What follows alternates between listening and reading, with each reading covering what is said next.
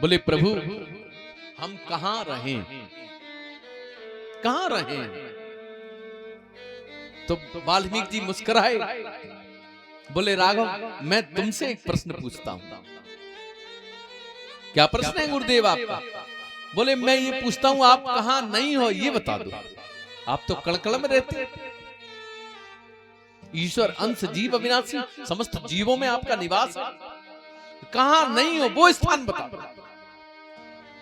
भगवान मुस्कुराए, बोले गुरुदेव आप तो सब जानते हैं, लेकिन भौतिक रूप में मैं जानकी और सीता के सहित कहां रहूं? तो भगवान को वो कहते हैं, आध्यात्मिक दृष्टि से कहते हैं 14 स्थान आपके रहने के, 5 ज्ञानेंद्रियां, 5 कर्मेंद्रिया और मन बुद्धि चित्त और अहंकार, ऐसे 14 स्थान आपके रहने के हैं। आप 14 स्थानों में निवास करें। उन्होंने किसके कहा? किसी और के नहीं कहा। उन्होंने कहा आप मेरे जो 14 स्थान हैं, 5 ज्ञानेंद्रियां, 5 कर्मेंद्रियां, मन बुद्धि चित्त और अहंकार, ऐसे 14 स्थानों में आप निवास करें।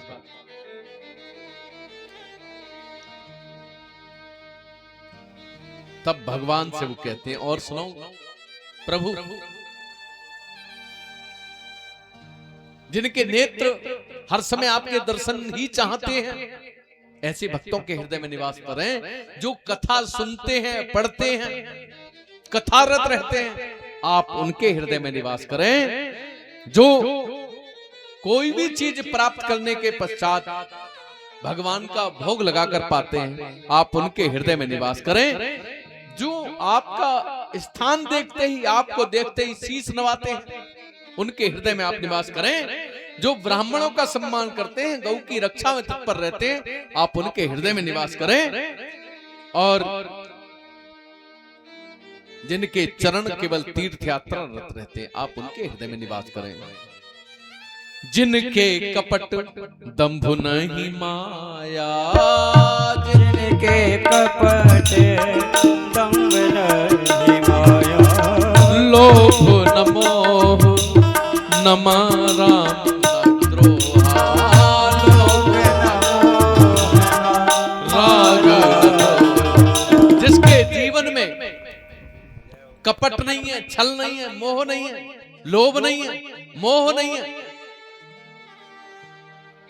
और कहते हैं जिनके कपट दंभ नहीं माया, जिनके कपट दंभ नहीं माया, जिनके हृदय बसहु रघुराया, जिनके हृदय बसहु रघुराया।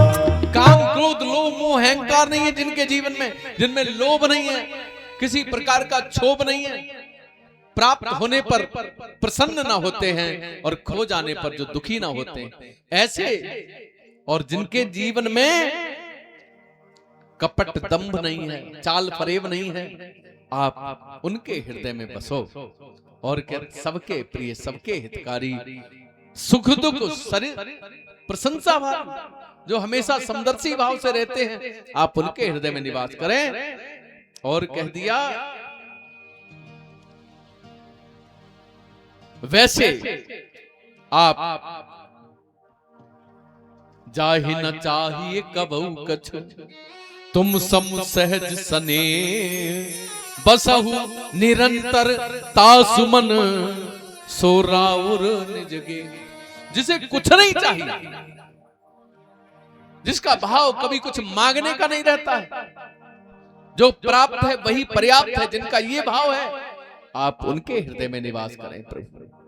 और कह दिया वैसे आप जानकी और लखन सहित घर बनाकर कहीं रहना चाहते हैं ना, तो मैं बताता हूं गुरुदेव राघव, चित्रकूट गिरी करहु निवास, चित्रकूट करहु निवास, जहां तुम्हार सब भांति सुपास, जहां तुम्हारे भांति सुपास। चित्रकूट पर्वत पर आप रहिए। और वहां से विदा मांगकर भगवान चलते हैं, चित्रकूट पहुंचे, वहां ऋषि मुनि बहुत सी कुटियां हैं जगह जगह, और भगवान का सबने बड़ा स्वागत सम्मान किया। भगवान ने सब ऋषि ब्राह्मणों के को प्रणाम किया चरणों में। वहां कोल किरात वनवासी गिरिवासी आए भगवान के पास, और सब कुछ ना कुछ लेकर आया। कोई दोने में मछली ले आया, हम तो यही काम करते हैं। कोई लकड़ी ले आया। महाराज अब उन्हें क्या पता भगवान को क्या देना है क्या नहीं देना, वे तो अनपढ़, काले काले शरीर वाले, शरीर पर कपड़ा भी नहीं है, रहते भी कहाँ हैं, कहीं पत्ते का घास फूस की झोपड़ी बना ली उसमें रहते हैं। गरीब पूरे दिन भर लकड़ियां तोड़ते हैं, लकड़ी बेचकर अपने जीवन का गुजारा करते हैं। ऐसे गिरिवासी वनवासी कुछ ना कुछ लेकर आए। भगवान ने कहा लखन भैया पूछो इन्हें क्या चाहिए, कुछ लेकर आए। तो उन्होंने कहा हमें कुछ नहीं चाहिए, हमें तो केवल आप चाहिए। आप कहीं जाना मत प्रभु, यहीं रहना। राम ही केवल प्रेम प्यारा, जान लेऊ जो जानने। भगवान आए विभिन्न वेशों में, देवता लोग आए विभिन्न वेशों में भगवान के दर्शन करने। भगवान लगभग 9 वर्ष यहां रहे चित्रकूट। उसके बाद 3.5 वर्ष दंडक वन में पंचवटी में रहे। और इधर देर रात्रि में सुमंत पहुंचे। सुमंत से राजा ने यह कहा था कि राम को गंगा स्नान करके वापस ले आना। आज सुमंत पहली बार राजाज्ञा पूरी नहीं कर पाए। सर झुकाकर जय जीत कहकर राजा को प्रणाम किया। सुमंत राम नहीं आए, लखन कहां है, जानकी कहां है? सुमंत ने सारी बात बताई। राजा रो रहे हैं, बिलख रहे हैं, बेचैन है, विह्वल है। कौशल्या के कक्ष में है महाराज। और अंत जब मृत्यु का समय होता है, अंत समय होता है, तो उस समय व्यक्ति की स्थिति क्या होती? उस समय व्यक्ति की स्थिति होती है जितने भी जीवन में जाने अनजाने में पाप हो गए, वो सारे पाप याद आते हैं अंत समय। क्योंकि उसकी आत्मा को, मन को इतना कष्ट होता है, उसे पता चलता है कि मुझे बड़े कष्ट मिलेंगे, मैंने बड़े पाप किए हैं। और वो सारे जीवन के पाप अंत समय में व्यक्ति को याद आते हैं। आज वही महाराज दशरथ को भी पाप सता रहे हैं। एक जाने अनजाने में एक पाप हो गया था, वार वार जिह्वा पर आता है।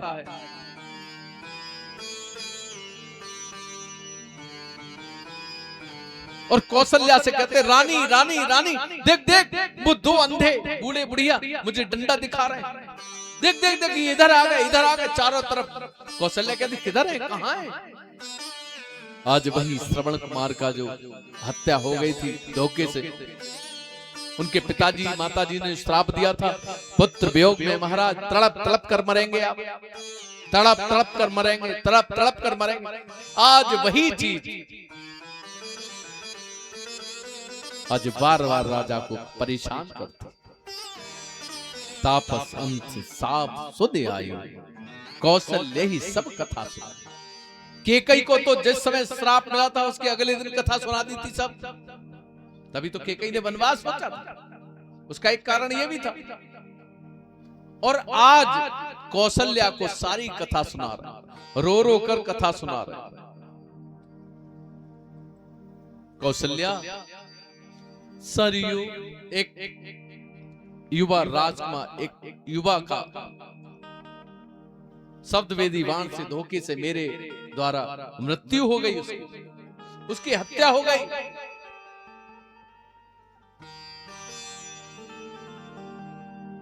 और वो रो रो कर मुझसे कह रहा था, हे राजा, जब बाण लगा था तो उस समय थोड़ा जीवित था, उसके हाथ में कलश था जो पानी भरने के लिए गया था। उसी की आवाज को मैंने आखेट की आवाज समझी और मैंने वहां बाण चला दिया। पृथ्वी पर 2 राजा ऐसे हुए हैं जो शब्द वेदी बाण जानते थे। एक अभी इस कलयुग में पृथ्वीराज चौहान, और उस समय मेरे राम के पिता महाराज दशरथ, ये 2 शब्द वेदी बाण चलाने वाले राजा हुए। कह रहे जब उसके बाण लगा था रानी, तो वो रो रहा था, बिलख रहा, तड़प रहा था। क्या कह रहा था? सरयू के किनारे मैं भरने आयो नीर, और सोचा ना बिचारा मेरे काहे मारो तीर। सरयू के किनारे मैं भरने आयो नीर, सोचा ना बिचारा मेरे काहे मारो तीर। सरयू के किनारे मैं भरने आयो नीर, सोचा ना बिचारा मेरे काहे मारो तीर। सोचा ना बिचारा मेरे काहे मारो तीर। और रो रो कर श्रवण कुमार कहता है, राजा रानी बताए क्या कह रहा था? कह रहा था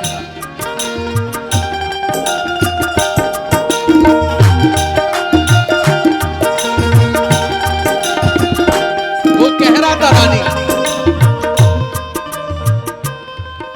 अंधे हैं माता पिता कोई ना सहारा, अंधे हैं माता पिता कोई ना सहारा, दोनों की आंखों का मैं ही था तारा।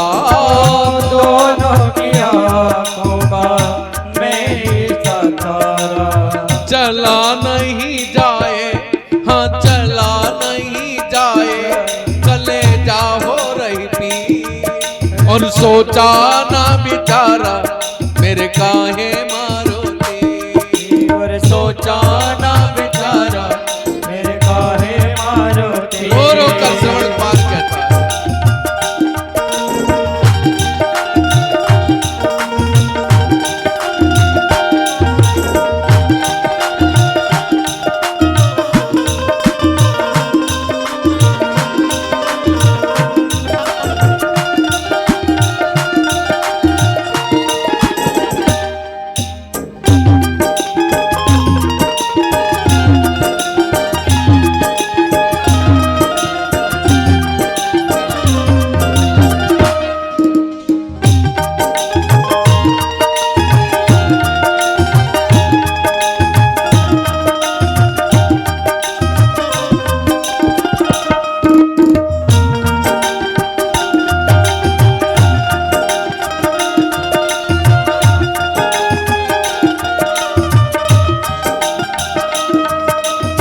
और कहता है रो रो कर, राजन सुनो राजन, एक काम मेरा कर देना, मरते मरते क्या करना? मरते मरते मेरी इच्छा शेष ना रह जाए। मेरे माता पिता प्यासे होंगे, रो रहा है, आंखों से झरझर आंसू गिर रहे हैं, मैं पिता को पानी भी नहीं पिला, मैं अपने माता पिता को जल भी नहीं पिला पाया। ए दुष्ट राजा, तू ही अपराधी है। अरे दुष्ट उनको तू पानी पिला दे, अरे दुष्ट उनको तू पानी पिला दे। पानी पिला दे मेरा हाल सुना दे। पानी पिला दे मेरा हाल सुना दे। चला नहीं जाए, हाँ चला नहीं जाए, कलेजा हो रही पी, और सोचा ना बेचारा मेरे काहे मारो तीर। और सोचा ना बेचारा मेरे काहे मारा तीर। सोचा ना बेचारा मेरे काहे मारा तीर। सोचा ना बेचारा मेरे काहे मारा तीर। ऐसी महाराज रो रहे, बिलख रहे, तड़प रहे हैं, रानी मुझसे एक अनजाने में अपराध हो गया, आज मुझे उसी की सजा मिली है। पुत्र, एक भी पुत्र मेरे पास नहीं। रो रो कर अपना सारा घटना बता रहे हैं और राम को याद कर रहे हैं।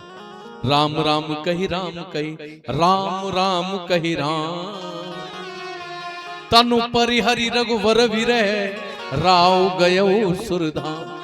राम राम राम राम राम राम कहकर राजा ने प्राण त्याग दिया, सुरधाम स्वर्ग लोक को चले गए राजा। गोस्वामी जी कहते हैं ऐसा राजा ना कभी हुआ और ना कभी होगा,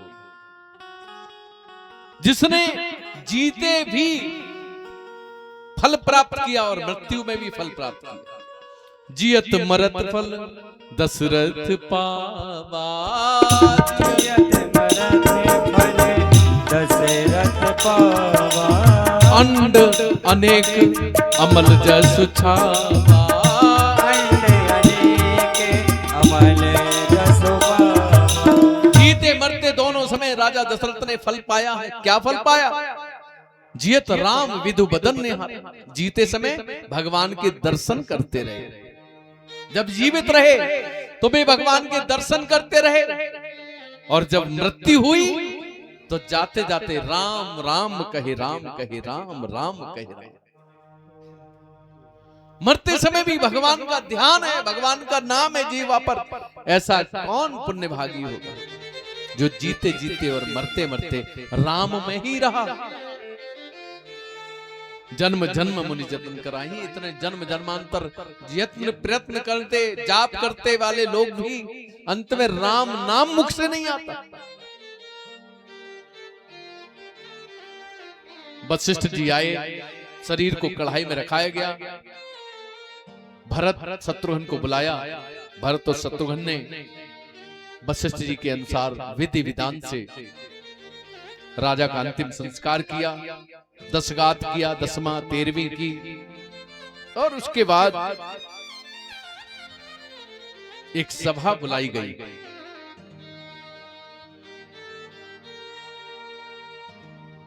सभा में सब बैठे हैं,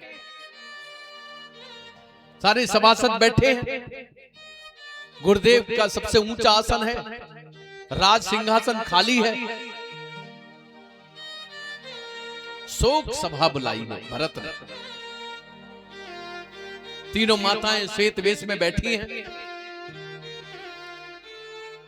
तब गुरुदेव ने कहा, भरत, तुम्हारे पिता राजा दशरथ शोक करने योग्य नहीं है। उनका जीवन सोचनीय नहीं है। उन्होंने पूरे जीवन कर्मयोगी का जीवन जिया, और ये सब चर्चा करते करते वशिष्ठ जी जैसा व्यक्ति रोया। सुनहु भरत भावी प्रबर, बिलख कहो मुनिनाथ, हानि लाभ जीवन मरण, यश अपवस विधिहान। भरत को देखकर बिलख बिलख कर रोने लगे वशिष्ठ जी। भरत बेटा, ये तो विधि का विधान है, जो आया है उसे जाना ही है। 6 चीजें मनुष्य के हाथ में नहीं है, हानि, लाभ, जीवन, मरण, यश और अपयश।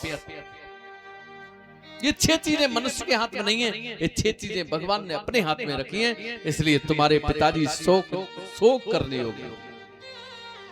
शोक तो उस ब्राह्मण का करना चाहिए जो आया, कमाया, खाया, मर गया, चला गया। क्योंकि ब्राह्मण के 6 कर्म बताए गए हैं, दान लेना और दान देना, शिक्षा प्राप्त करना और शिक्षा प्रदान करना, और यज्ञ करना और यज्ञ कराना। यानी अपने घर भी यज्ञ कराना उसका काम है। और जो ऐसा नहीं करते हैं वे पाप के भागी होते हैं। ऐसे ब्राह्मणों की मृत्यु पर सोच करना चाहिए, ऐसे राजा की मृत्यु पर सोच करना चाहिए जो जनता को अपने पुत्रवत व्यवहार नहीं करता, उनकी चिंता नहीं करता। ऐसे राजा की मृत्यु पर शोक करना चाहिए। ऐसी स्त्री की मृत्यु पर शोक करना चाहिए जो अपनी पति के साथ धोखा करती है, छल करती है, प्रपंच करती है। ऐसी स्त्री के शोक करना, ऐसे वैश्य के मृत्यु पर शोक करना चाहिए जो कमाता तो है लेकिन दान नहीं करता। ऐसे वैश्य की मृत्यु पर शोक करना चाहिए और कह दिया सोचनीय सब ही विधि सोई, जो न छाड़ छल हरजन। ऐसे व्यक्ति की मृत्यु पर सोच करना चाहिए जो छल कपट को त्याग कर हरिजन यानी भगवान का जो भजन नहीं करता, ऐसे व्यक्ति। और सुनो भरत, सोचनीय नहीं कौशल राव, सोचनीय नहीं कौशल राव, हो बन 4-10 प्रकट प्रभाव। 14 भवनों में जिनकी चर्चा है, जिनका यशगान है, वे सोचनीय नहीं है तुम्हारे पिताजी। और भयऊ नहाई ना अब हो नहारा, ना अभी तक ऐसा राजा हुआ है, ना आगे कभी हो पाएगा। भरत भूप जस पिता तुम्हारा, जैसे तुम्हारे पिताजी थे ऐसा राजा ना है ना हुआ। भरत जी एकदम खड़े हो गए। बाद में भरत का नंबर आया बोलने का, एकदम क्रोध में सबको ललकार दिया, माताओं को ललकार दिया, गुरु को, आज एकदम गुरु को भी, सारी सभासदों को डांट दिया। सब लोग शांत हो गए। भरत आज क्रोध में है, गुस्सा में है। माताओं ने कहा भरत, तुम्हारे गुरुदेव ने कहा भरत, तुम्हारे पिताजी की अंतिम इच्छा ये थी कि तुम राज सिंहासन पर बैठो। माताओं ने कहा ठीक है, पहले भरत का राज तिलक करना चाहिए। तब इस बात पर भरत खड़े होकर क्रोधित हो गए। बोले पहले गुरुदेव मैं आपसे एक प्रश्न करता हूं। करो, क्या प्रश्न करते हैं? बोले मैं पूछता हूं, केकई को तो त्याग दिया था उन्होंने। मेरी मां जो केकई है उसने पहला वरदान क्या मांगा था? बोले पहला वरदान उन्होंने भरत को राज्य मांगा था। और बोले दूसरा वरदान, बोले राम को वनवास। बोले तो पहले आपने उनकी बात राजाज्ञा का उल्लंघन किया है। गुरुदेव इसमें आप भी सम्मिलित हैं, माताएं आप भी सम्मिलित हैं, और सारी राज्यसभा सम्मिलित है। सब शांत हो गए, घबरा गए। बोले ये तो राज बिल्कुल नियम की बात कर रहे हैं भरत। बोले तुम सबने अपराध किया है मेरे पिता, तुम्हें पहला वरदान पहले पूरा करना चाहिए था, मुझे बुलाना चाहिए था, मेरा राज तिलक करना चाहिए था पिताजी के वरदान के अनुसार, और आपने भैया को वन भेज दिया। कितना बड़ा पाप किया है। और अगर मेरा राज तिलक हो गया होता, मैं राजा बन गया होता, तो फिर मेरे भैया को देखता कौन वन भेजता। इतना कहकर थपक थपक कर रो पड़े, अचेत हो गए। चेतना जागी। उसके बाद भरत जी कहते हैं, और गुरुदेव आपने एक बात और कही थी, जो भी चीज प्राप्त करो पहले भगवान का भोग लगाओ। आपने ही तो कहा था भगवान का भोग लगाओ। इसलिए मैं इस राज्य को लेकर सबसे पहले भगवान को का भोग लगाऊंगा, यानी भगवान को ये राज्य सौंपूंगा। ये उन्हीं का राज्य, मेरा नहीं है। ये तो छल प्रपंच से मेरे पिताजी के साथ धोखा किया गया, मेरे परिवार के साथ मेरी मां ने धोखा किया, और इस राज्य का भोग लगाऊंगा, यानी भगवान को दूंगा पहले, और फिर जो आदेश आज्ञा करेंगे तब करूंगा। आज पूरा नगर भरत जी के साथ है, सारी माताएं तीनों, पूरे नगरवासी, बड़े साधु संत ब्राह्मण वैश्य, और गुरुदेव वशिष्ठ अरुंधति जी, ये सब एक साथ होकर भरत जी ने राज तिलक का सामान लिया। तीनों सेनाएं हैं, सब एक साथ होकर भरत जी के साथ चल रहे हैं। यद्यपि देवताओं ने व्यवधान पैदा किया, लेकिन बृहस्पति ने इंद्र को डांट दिया, ए इंद्र, जो अपराध भगत कर करई, राम रोज पावक सो जल। जो भगवान को गाली दो चलेगा, भगवान कुछ नहीं कहते, भगवान को बुरा भला करो चलेगा, लेकिन भगवान के भक्त को अगर कोई भी कुछ कहता है तो भगवान सहन नहीं करते। जो अपराध भगत कर करई, राम रोष पावक सो। किसी ने पूछ लिया गोस्वामी जी से, गोस्वामी जी आपने चौपाई लिखी है, किस आधार पर लिखी है? बोले मैंने इस आधार पर लिखी है। ऐसे बहुत से उदाहरण हैं, लेकिन एक उदाहरण देता हूं। भक्त भगवान का प्रहलाद है, भगवान का भक्त प्रहलाद है, और प्रहलाद की बुआ को वरदान था कि अग्नि तुम्हें जला नहीं सकती, और प्रहलाद की बुआ होलिका भक्त प्रहलाद को लेकर अग्नि में बैठी थी, लेकिन प्रहलाद नहीं जला, अग्नि जल गई, होलिका जल गई अग्नि। इसने भक्त का अपराध किया इसलिए जल गई। किसी ने ब्रह्मा जी से पूछा, ब्रह्मा जी आपका तो वरदान झूठा हो गया, आपने कहा था अग्नि जला नहीं सकती। तो बोले नहीं, मेरा वरदान झूठा नहीं हो सकता। जो अपराध भगत कर करई, राम रोष पावक सो जरई। ये तो राम जी के क्रोध की अग्नि में जली, भौतिक अग्नि से नहीं जली। वही आज इंद्र को समझा रहे हैं, इंद्र अपराध मत करो, भगवान का अपराध ठीक नहीं है। और इंद्र ने माना। भरत जी चले हैं सब माताओं के साथ, चित्रकूट पहुंचे हैं। दूर से ही इधर जानकी जी ने रात में स्वप्न देखा है, तीनों माताओं को श्वेत वेश में देखा है। सुबह उठी, भगवान के पास आई, प्रभु प्रभु हमने एक स्वप्न देखा है, बड़ा अजीब सा स्वप्न। क्या स्वप्न देखा है? बोले हमने स्वप्न देखा है, तीनों माताएं श्वेत वेश में देखी हैं। भगवान के चेहरे पर चिंता की लकीरें तो आ गई, लेकिन भगवान ने जानकी से कहा कोई बात नहीं जानकी, सपने तो आते जाते रहते, तुम जाओ अपना काम करो। लखन जी भगवान के पास बैठे, लखन जी से कहा, लखन भैया मुझे लगता है कोई बड़ी अनहोनी की, कोई समाचार खराब मिलने वाले। लखन सपन यह नीक ना हो, ये सपना ठीक नहीं है, मुझे लग रहा है कोई कठिन कुचाल, कोई किसी प्रकार का कोई बुरा समाचार प्राप्त होने वाला। लखन भगवान चिंतित हैं, और इधर उसी समय भील कराल दौड़ कर आए, कुछ वनवासी गिरिवासी का, भगवान भगवान सुनो, एक कोई राजा भरत आ रहे हैं, चतुरंगिनी सेना है उनके साथ, और दौड़े चले आ रहे हैं, धूल उड़ रही है, पशु पक्षी भाग रहे हैं, जानवर भाग रहे हैं, पूरे वन में खाली हो गए वन। उसी समय लखन जी बोले भैया हो ना हो, ये कौन है? ये रास्ते में निषाद मिले हैं, निषाद भी भरत जी के साथ, निषाद रास्ता बताते बताते आगे चल रहे हैं।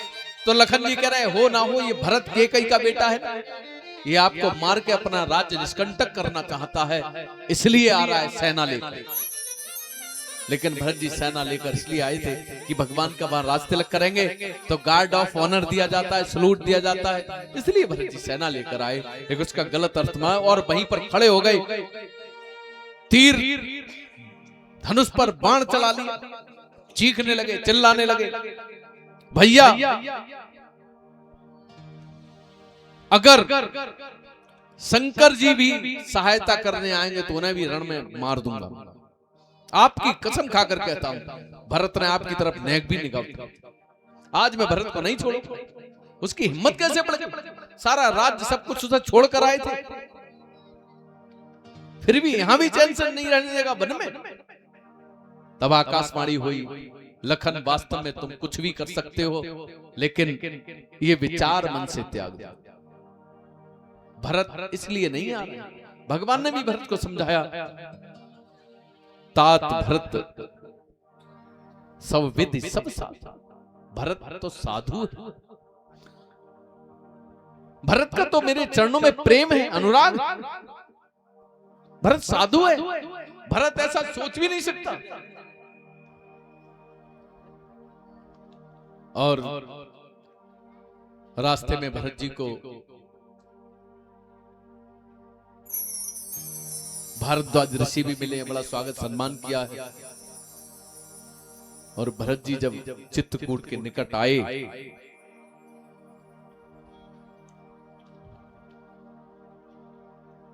तो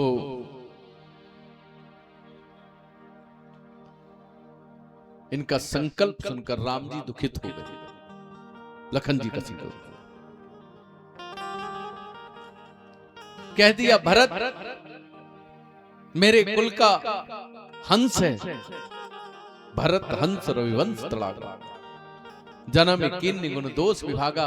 उसने दोषों को और गुण को अलग अलग करके दोषों को त्याग कर दिया है, उसमें गुण ही गुण है। भरत रघुवंश का हंस है।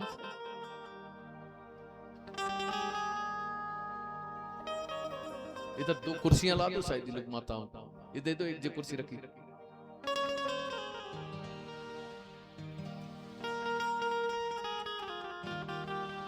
तो भरत की भगवान बहुत बड़ाई करते हैं। भरत जी जहां जानकी जी और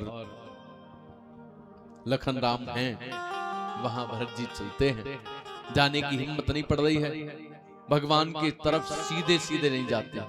ये कहते हैं भरत जी उल्टे उल्टे जाते हैं और कहते हैं, प्रभु जी, भैया जी, मेरे राम जी मुझे अपनी शरण में ले लो, अपनी शरण में ले लो राम, अपनी शरण में ले लो राम, इन्हें लगा दो, अपनी शरण में ले लो राम, मुझे अपनी शरण में ले लो राम, ले लो राम, मुझे अपनी शरण में ले लो राम, अपनी शरण में ले लो राम, अपनी शरण में ले लो राम। लोचन मन में जगा न हो तो, लोचन मन में जगा न हो तो, जुगल शरण में ले लो राम, मुझे अपनी शरण में ले लो राम, अपनी शरण में ले लो राम। आइए हम सब भी भाव से ताली बजाते हुए राम जी की शरण की प्रार्थना करते हैं। प्रभु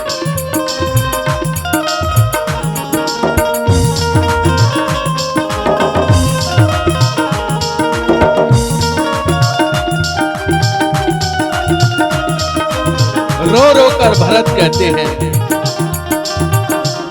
मेरे पाप क्षमा कर दो, आपके बिना जीवन बेकार है।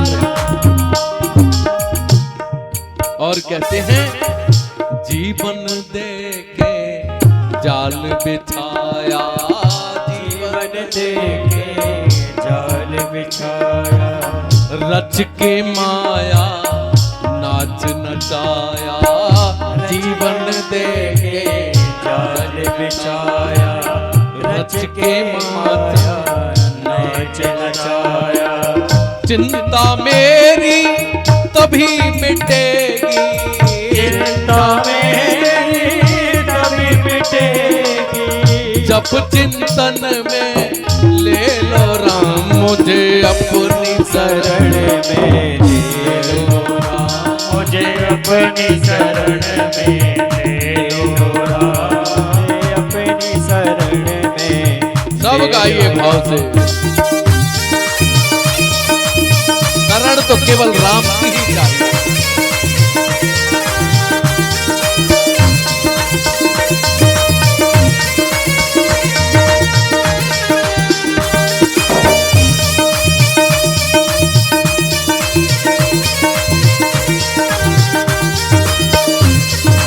और हे राधा,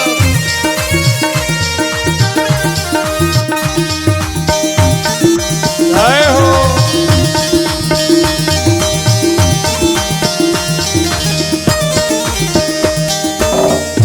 तुमने लाखों पापी तारे, तुमने लाखों पापी तारे, तुमने लाखों पापी तारे, ओ तुमने लाखों पापी तारे, अपनी बाजी मेरी बाजी बाजी हारे, मेरी बाजी बाजी हारे।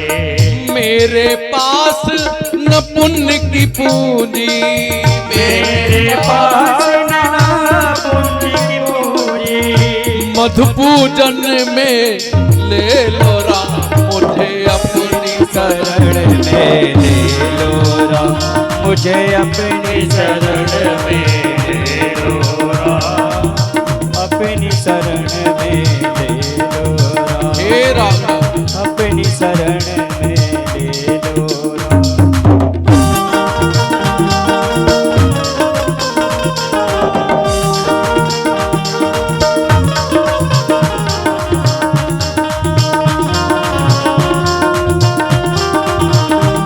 बोलिए सियापति रामचंद्र की जय हो।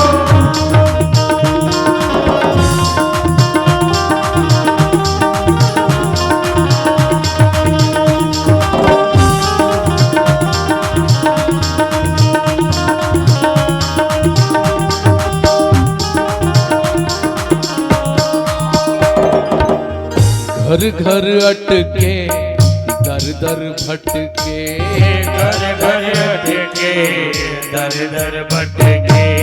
घर घर अटके दर दर भटके, घर घर अटके दर दर भटके। कहाँ कहाँ अपना सर पटके, कहाँ अपना सर पटके। इस जीवन में मिलो न तुम तो, इस जीवन में मिलो न तुम तो। इस जीवन में मिलो न तुम तो, इस जीवन में मिलो न तुम तो। मुझे मरण में ले लो राम मुझे अपनी शरण में ले लो राम मुझे अपनी शरण में ले लो राम, मुझे अपनी शरण में ले लो राम मुझे अपनी शरण में ले लो, मुझे अपनी शरण में ले लो राम, मुझे अपनी शरण में ले लो, मुझे अपनी शरण में ले लो राम। रो रो कर भगवान के पास भरत जी जाते हैं। भगवान के सामने से जाने की हिम्मत नहीं।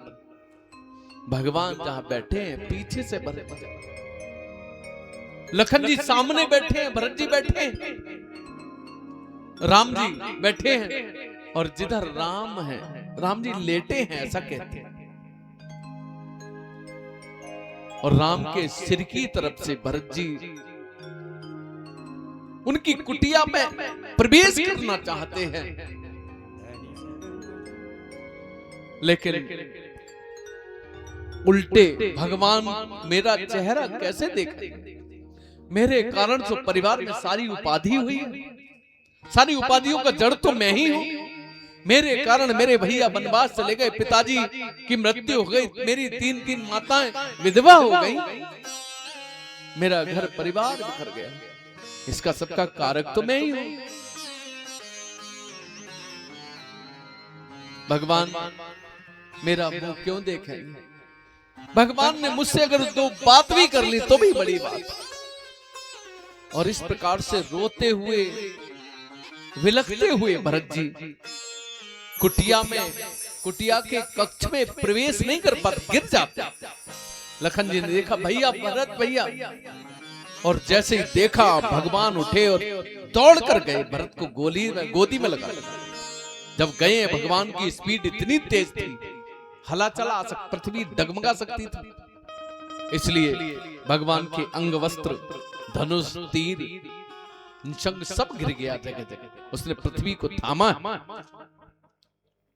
उठे राम सुनि प्रेम अधीरा, और कहूं पट कहूं निसंग धनु तीरा। और उसके बाद माताएं आई हैं, वशिष्ठ जी आए हैं, सारी सभा से मिले हैं सबसे। भगवान राम सबने एक दूसरे को यथा अभिवादन किया है, और फिर वशिष्ठ जी के साथ सब मीटिंग हुई है। लेकिन इस सभा में कह नहीं पा रहे हैं भरत जी अपनी बात, हिम्मत नहीं पड़ रही राम जी से कहने की। राम जी को चेहरा नहीं दिखाया तो राम जी ने समझाया, भरत कैसी बात करते हो, हानि लाभ जीवन मरण ये सब पेश विधि, हाँ ये तो भगवान की इच्छा है। नहीं होगी किसी में पूछ लो, हानि लाभ जीवन मरण ये तो भगवान की, ये तो विधि का विधान है। भरत ये तुम्हारा कोई दोष नहीं है, मैं जानता हूं तुम कहीं से भी। अरे उनसे पूछो ना पुजारी से, उनसे पूछो पुजारी से, ये तो विधि का विधान है, इसमें किसी का कोई दोष नहीं है, इसमें किसी का कोई दोष नहीं, ये तो विधि का विधान है। भरत शोक मत करो, सबने वहीं पर तिलांजलि दी है, श्रद्धांजलि दी है पिताजी को, चारों भाइयों ने मिलकर। और उसके बाद भगवान चाहते हैं अधिक समय तक ही सब लोग रुकेंगे तो यहाँ की प्रकृति को हानि होगी, पेड़ पौधों को हानि होगी, क्या खाएंगे कैसे रहेंगे। यद्यपि सब साथ में राशन पानी लेकर आए हैं, लेकिन चतुरंगिनी कितनी भीड़ रही होगी।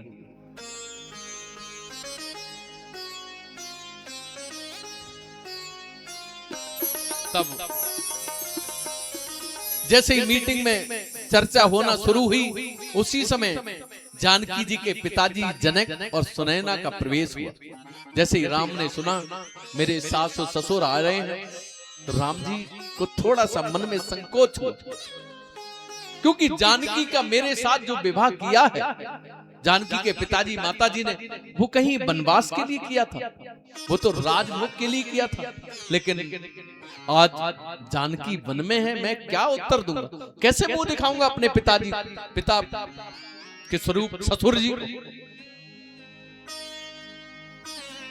भगवान संकोच में है, क्या उत्तर दूंगा, क्या कहूंगा उनसे। अगर एक भी बार उन्होंने पूछ लिया कि मैंने अपनी बेटी क्या वनवास के लिए दी थी, क्या वन में रहने के लिए दी थी, तो मैं उन्हें क्या उत्तर दूंगा। इस चिंता में राम जी चिंतन में है, इस चिंता में डूबे हैं। उसी समय जैसे ही वो आए, भगवान ने आगे बढ़कर हाथ जोड़कर पिता का भाव रखते हुए प्रणाम किया। सबने खड़े होकर उनका स्वागत सम्मान किया है। भगवान ने कहा पिता तो अब नहीं है, लेकिन आप पिता ही हैं। वशिष्ठ जी ने, सबने चर्चा की। उसके बाद जैसे ही जानकी जी को भगवा वेश में मेरे राम जी ने देखा, जैसे ही जानकी जी को भगवा वेश में उनके माता पिता ने देखा, एक भी चेहरे पर किसी प्रकार की हताशा, निराशा, उदासी नहीं थी उनके चेहरे पर, और एकदम गले मिले। बेटी, मैंने जब मेरे कोई पुत्र नहीं था, ए बच्चों पीछे बैठो उठ के, अगर आपस में चर्चा करना। जब मेरे कोई पुत्र नहीं था इतने सालों से, मेरी एक बेटी जानकी और उर्मिला थी। उनकी बेटी तो एक उर्मिला ही थी, जानकी तो पृथ्वी से मिली थी उन्हें, तो मेरी एक ही बेटी थी। मुझे जानकी मिली, पृथ्वी माँ ने मुझे जानकी को दिया।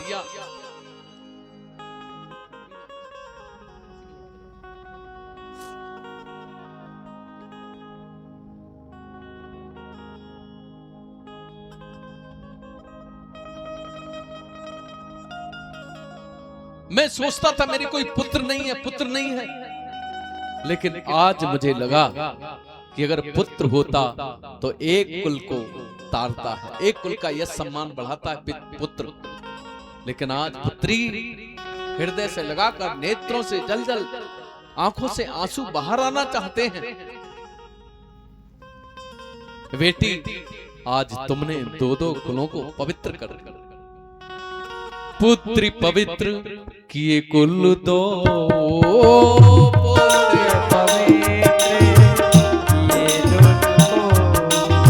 सुजस धवल जग कह सबको, धवल जग कह सबको। हे पुत्री, हे जानकी, आज तुमने मेरा मान सम्मान बढ़ा दिया। आज मुझे लगा पुत्र नहीं है, लेकिन आज पुत्री है मेरी, जिसने पुत्र से अधिक मेरा यश बढ़ाया, सम्मान बढ़ाया। और मेरा ही नहीं, अपने ससुराल का भी सम्मान यश बढ़ाया। मुझसे कह सकती थी ऐसे परिवार में कैसे शादी की है तुम, और अगर मेरे बाद में ससुराल में भी कह सकती थी, क्या इसलिए आई थी मैं? लेकिन जानकी ने एक शब्द कभी नहीं, कभी किसी विषय का कभी विरोध नहीं किया। जैसे बड़ों की इच्छा है, उस इच्छा में मेरी इच्छा है। बहुत प्रकार की चर्चाएं हुई, सब बैठे हैं। वशिष्ठ जी ने कहा, अब तो पिताजी आ गए हैं तुम्हारे, तो इसलिए जो जनक जी निर्णय लेंगे, दशरथ का स्थान जनक जी को बिठाते हुए जो भी निर्णय लेंगे जनक जी, वो मान्य होगा। जनक जी कहते हैं, मैं क्या निर्णय लूं? तुम दोनों का प्रेम इतना है कि मैं कुछ बोल नहीं सकता। भगवान ने कहा, भरत तुम छोटे हो, तुम अपनी बात कहो, क्या कहना चाहते हो? भरत जी ने हाथ जोड़कर कहा, भैया आज तक बहुत समय से, जब से ये सारे घटनाक्रम हुआ है, तब से मैं बहुत दुखी हूं, मैं बहुत कष्ट में हूं, संताप में हूं, दुख में हूं। और आप यहाँ हैं जंगल में, क्या खा रहे होंगे, कहां रह रहे होंगे, कैसे जीवन बीत रहा होगा। इतना बड़ा कष्ट हमारे परिवार पर आया है। भगवान ने कहा, भरत भैया चिंता मत करो, ये विधि का विधान है, थोड़े दिन बाद सब टल जाएगा। तब भरत जी से कहते हैं, बोलो भरत, क्या चाहते हो? मैं तुम्हारा कैसे कर सकता हूं, तुम्हारा दुख कैसे दूर कर सकता हूं? तो भरत कहते हैं, भैया हमारी एक इच्छा है, हम चाहते हैं वो आप पूरी कर दो। बोलो भरत, क्या इच्छा है? हम चाहते हैं ये राज्य आपका है, आप इस राज्य को स्वीकार कर लो। भगवान कहते हैं, ठीक है भरत, मैंने स्वीकार किया। पूरी प्रजा में, सारे सब लोगों में बड़ी प्रसन्नता छा गई, सब नाचने लगे, वाह ये तो भरत जी ने बहुत अच्छा काम किया। अब राम चलेंगे, राजा राम होंगे हमारे, राजा भरत नहीं होंगे, अब तो भगवान चलेंगे। और उसके तुरंत पश्चात ही राम जी ने कहा, भरत तुम्हारी बात मैंने मान ली, आज से मैं अयोध्या का राजा हूं, और ये जो राज तिलक मेरा है वो अयोध्या में ही होगा, जहां मेरे पिताजी चाहते थे। लेकिन तुम्हें एक आदेश देता हूं, बड़े भाई के नाते, पिता के नाते, बड़ा भाई पिता के तुल्य होता है, और मैं राजा भी हूं अब वहां का, इसलिए भी तुम्हें आदेश देता हूं, 14 वर्ष तक जब तक मैं वापस नहीं आ जाऊं, तब तक मेरा राज्य संभाल कर रखना। भरत जी की आंखों से झरझर आंसू गिरने लगे, देवता लोग पुष्प बरसाने लगे, और ऋषि ब्रह्मर्षि माताएं सब धन्य धन्य कहने लगी। क्या राज्य के लिए छोटे छोटे जमीन के टुकड़े पर भाई भाई मर जाते, कट जाते, लुट जाते, और यहाँ पर इतना बड़ा राज्य, चक्रवर्ती राजा का राज्य, वो कह रहा है तू राजा बनेगा, वो कह रहा है तू राजा बनेगा, मैं नहीं, मैं नहीं। कितना बड़ा त्याग है इस परिवार में। वास्तव में समय कम है, नहीं तो आपको ये भरत चरित्र सुनाते, बहुत बृहद चरित्र है भरत। उसी समय उस सामग्री को एक भरतकूप से, चित्रकूट में एक कुआं है जिसे भरतकूप नाम से भगवान ने उसका नाम भरतकूप दिया है, सामग्री को वहीं स्थापित किया, और सब माताओं से सबसे निवेदित भाव करते हुए, हाथ जोड़ते हुए कहा, अब आप लोग जाइए, यहाँ पर अधिक समय तक वन में रहना आपके लिए असुविधाजनक भी होगा।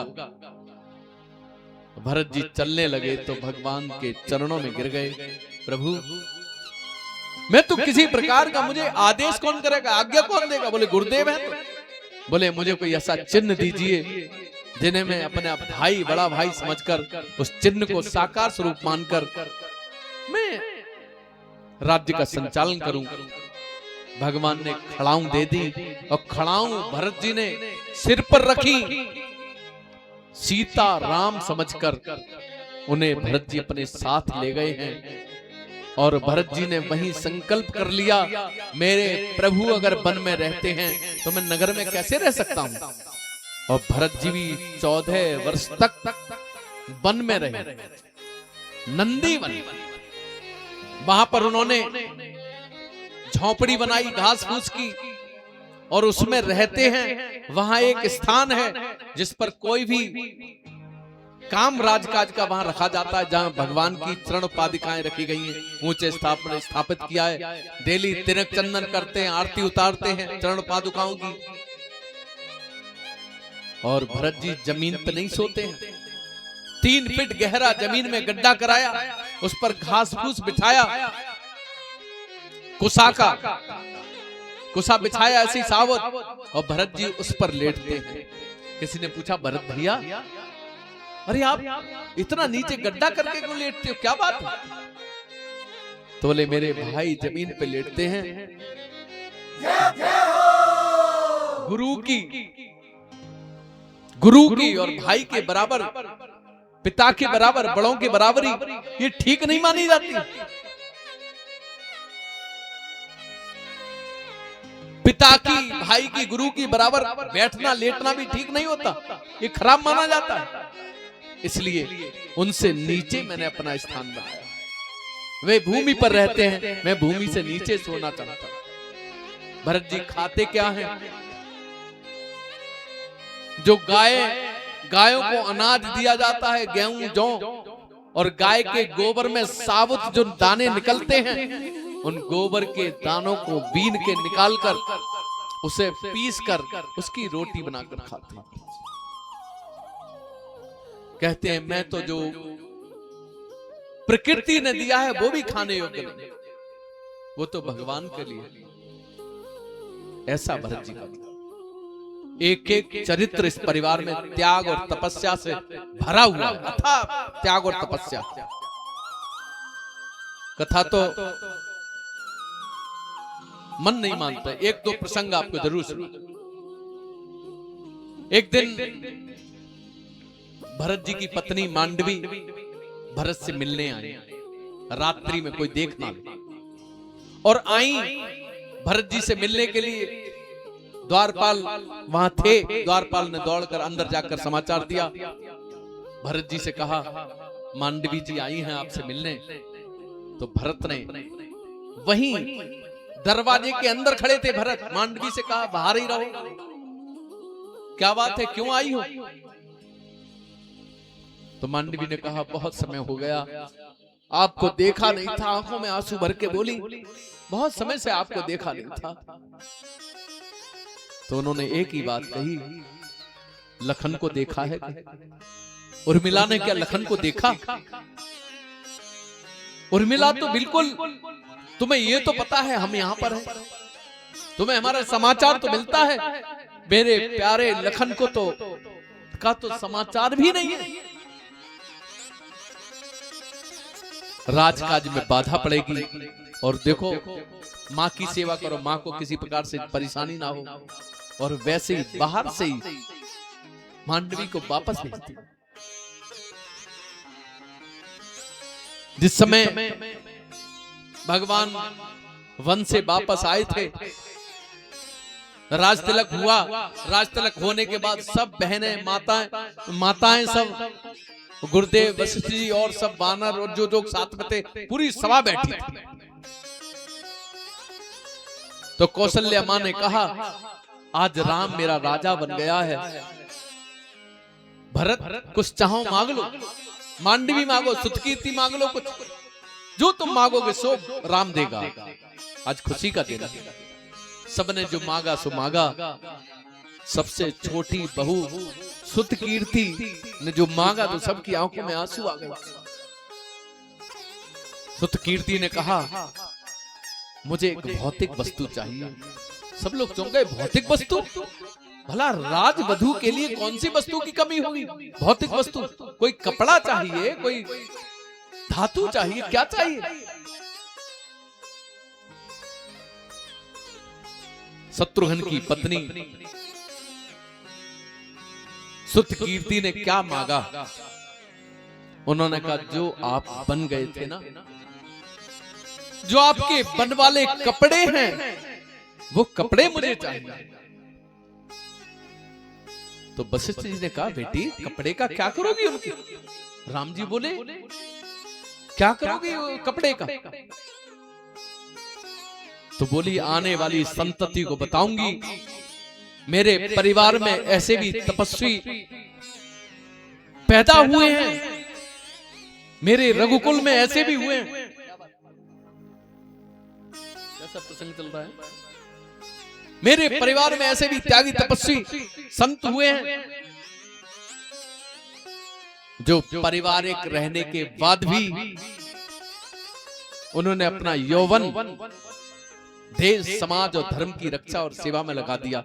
ये युवाओं को, आने वाले युवाओं को प्रेरणा दूंगी। इन वस्त्रों को म्यूजियम में रखूंगी, इन वस्त्रों को देखने के लिए विशेष स्थान बनवाऊंगी।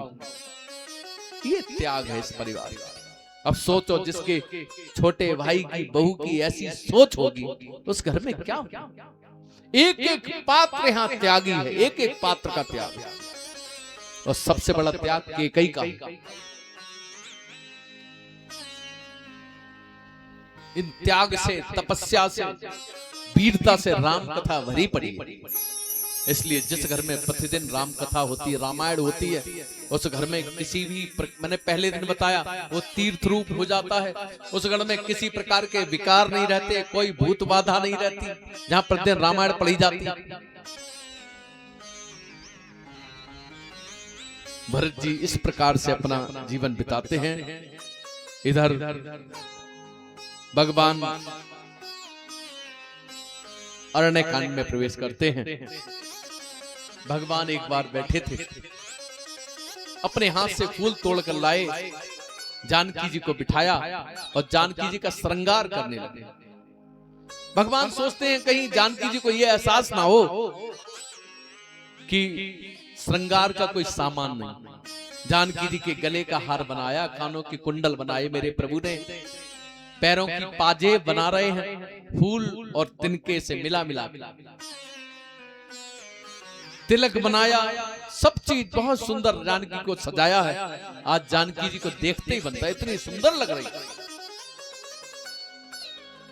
उसी समय उधर से इंद्र का बेटा जयंत गुजर रहा था। जयंत ने देखा, बोले हमने तो सुना था ये भगवान है, ये कैसा भगवान है? भगवान में कोई कामासक्ति होती है, ये तो कामी व्यक्ति लग रहा है। और भगवान की परीक्षा लेने के लिए भगवान तो वो पैरों की पाजेब बना रहे थे और जयंत आया, जानकी जी के पैर में चोंच मारी और चला गया। और जब जानकी जी के पैर में चोंच मार के जयंत गया तो जानकी जी उस समय शांत रही। थोड़ी देर बाद भगवान ने पाजेब को जैसी पहनाने के लिए पैर में पहना रहे थे, देखा खून बह रहा था। बोले जानकी ये क्या हुआ? तब जानकी जी ने कहा एक कौवा चोंच मार के भाग गया। बोले उसी समय क्यों नहीं बताया? भगवान ने तुरंत एक तिनका लिया, विमंत्रित किया, ब्रह्मास्त्र जैसा हो गया। जयंत के पीछे पीछे तीनों लोकों में किसी ने शरण नहीं दी। तब नारद जी मिले, नारद जी ने कहा जयंत तुमने अपराध किसका किया है?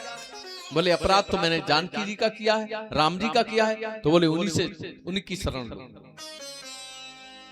तब जयंत ने भगवान की शरण में आया, जानकी जी को दया आ गई और जानकी जी ने कहा छोड़ दो इसे। भगवान ने कहा नहीं, जो हमारे देश की, ये तो हमारे परिवार की बेटी है, हमारी पत्नी है, अगर हम इसकी रक्षा नहीं कर पाएंगे तो क्या फायदा? जो मेरे देश की बहन बेटी पर किसी प्रकार की कुदृष्टि रखेगा वो क्षमा योग्य नहीं होता है, उसे क्षमा नहीं किया जा सकता। माता बहन पर किसी प्रकार की कुदृष्टि रखने वाला पापी, उसे क्षमा कर दूं। उन्होंने कहा नहीं, इसके प्राण मत लेना। जानकी जी ने तो एक नयन कर तजा भगवान, शंकर भगवान पार्वती जी कथा सुनाते हुए कहते हैं उसकी एक आंख फोड़ दी जयंत की, कौवे के रूप में आया था। तब से कौवे की एक ही आंख होती। भगवान वहां से अत्रि के आश्रम में आए हैं। आगे चले हैं दंडक वन की ओर। अत्रि के आश्रम में आए। अत्रि और अनसुईया जी की आपने कथा सुनी होगी। अनसुईया वही है जिन्होंने ब्रह्मा विष्णु महेश को छोटे छोटे